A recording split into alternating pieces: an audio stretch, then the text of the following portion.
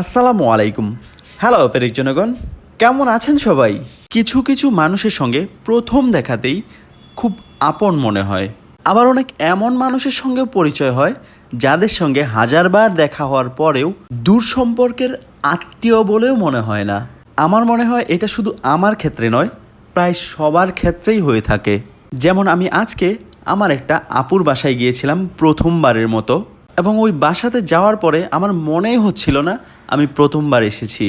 কারণ ওই যে বললাম, কিছু কিছু মানুষকে প্রথম দেখাতেই খুব আপন বলে মনে হয়।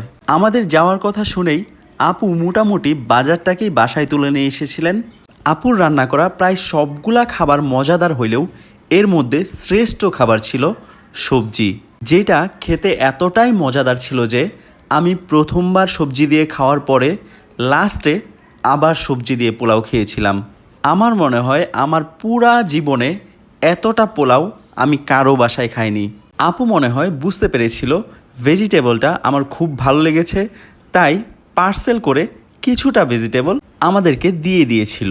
খাওয়ার সময় একটা মোটামুটি মজার কাহিনী হয়েছিল, সেটা হচ্ছে আপু এত এত আইটেম আনতে আনতে রোস্ট দিতে ভুলে গিয়েছিলেন। তারপর হঠাৎ করে সেই রোস্টের কথা মনে পড়ায় খাবারের মাঝখানেই সেই রোস্ট দিয়ে দিলেন, যেটা আমি সাধারণত খাবারের প্রথম দিকে খেয়ে থাকি। কিন্তু এই খাবারটার ক্ষেত্রে আমি ভাবলাম আপু এত কষ্ট করে রান্না করেছে, তাই একবার হইলেও টেস্ট করতে হবে, এবং টেস্ট করার পরে দেখলাম রোস্টটা যথেষ্ট মজাদার ছিল। আর আমি যদি এই রোস্টটা খাবারের মাঝখানে না নিতাম, তাহলে হয়তোবা এর স্বাদটা মিস করে ফেলতাম।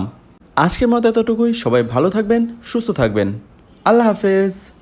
জিন্দিগি নে কি হে कैसी साजिशें पूरी हुई दिल की ओ फरमाइशें मांगे दुआ एक तुझ तक जा पहुंची ओ परवरदिगारा कैसी सुनी तूने मेरे खामोशी ओ परवरदिगारा।